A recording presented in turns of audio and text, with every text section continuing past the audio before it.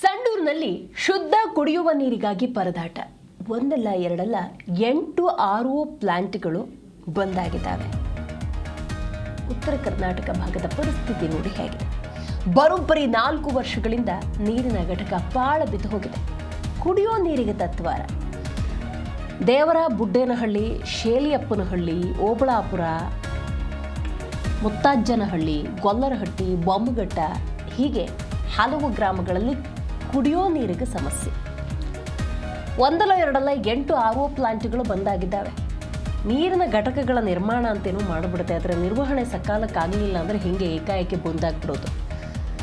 ಸಂಡೂರಿನಲ್ಲಿ ಶಾಸಕರು ಅಂತಿದ್ದಾರೆ, ಸಂಸದರು ಅಂತಿದ್ದಾರೆ, ಅವರೆಲ್ಲ ಏನು ಮಾಡ್ತಾ ಇದ್ದಾರೆ ಅನ್ನೋದು ಸದ್ಯದ ಪ್ರಶ್ನೆ. ಶುದ್ಧ ಕುಡಿಯುವ ನೀರಿಲ್ಲದೆ ಗ್ರಾಮಸ್ಥರ ಸಂಕಷ್ಟ ಹೆಚ್ಚಾಗಿದೆ.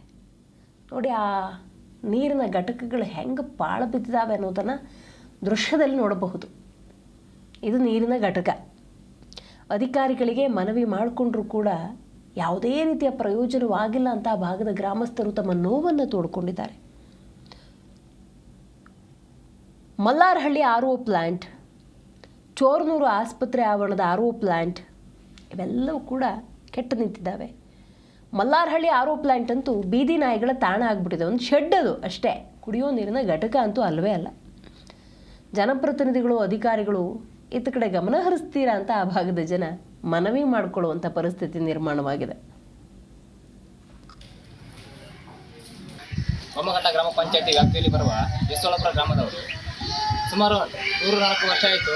ಈ ಒಂದು ಶುದ್ಧ ನೀರಿನಿಂದ ಯಾವುದೇ ನೀರು ಬರ್ತಾ ಇಲ್ಲ. ಇಲ್ಲಿ ಮಿಷನ್ ಹಾಳಾಗಿದೆ ಅಂತ ಚೆನ್ನಾಗಿದೆ ಅಂತ ಹೇಳ್ತಾ ಇದ್ದಾರೆ. ಆದರೆ ಯಾವುದೇ ರೀತಿಯಾಗಿ ಇಲ್ಲಿನ ಕುಡಿಯುವ ನೀರು ವ್ಯವಸ್ಥೆ ಮಾಡ್ತಾ ಇಲ್ಲ.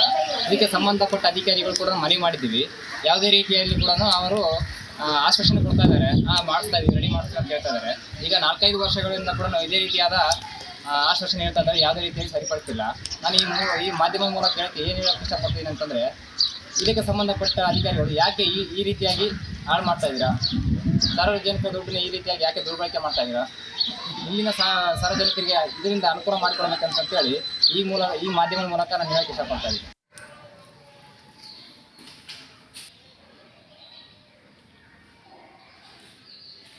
ಜವಾಬ್ದಾರಿ ಕುಡಿಯೋ ನೀರನ್ನು ಮೂಲಭೂತವಾಗಿ ಒದಗಿಸುವಂಥದ್ದು.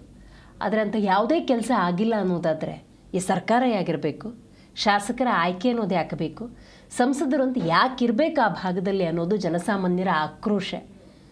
ನೋಡಿ, ಚೋರ್ನೂರು, ಮಲ್ಲಾರಹಳ್ಳಿ, ದೇವರ ಬುಡ್ಡೇನಹಳ್ಳಿ, ಶೇಲಿಯಪ್ಪಹಳ್ಳಿ, ಓಬಳಾಪುರ, ಮುತ್ತಾಜನಹಳ್ಳಿ, ಗೊಲ್ಲರಹಟ್ಟಿ, ಬೊಮ್ಮಘಟ್ಟ ಈ ಎಲ್ಲ ಭಾಗದಲ್ಲಿ ಪ್ಲ್ಯಾಂಟ್ ಇದೆ, ನೀರಿನ ಘಟಕಗಳಿದ್ದಾವೆ. ಕೆಲಸ ನಿರ್ವಹಿಸ್ತಿದ್ದಾವ? ನೋ, ಇಲ್ಲಿ ಕೆಲಸ ನಿರ್ವಹಿಸ್ತಿಲ್ಲ. ಕೆಲವೊಂದು ನೀರಿನ ಘಟಕಗಳಂತೂ ಬೀದಿ ನಾಯಿಗಳ ಅಡ್ಡೆ ಆಗಿಬಿಟ್ಟಿದೆ. ಬೀದಿ ನಾಯಿಗಳಿಗೆ ಒಂದು ಶೆಡ್ ಅಷ್ಟೇ ಅದು.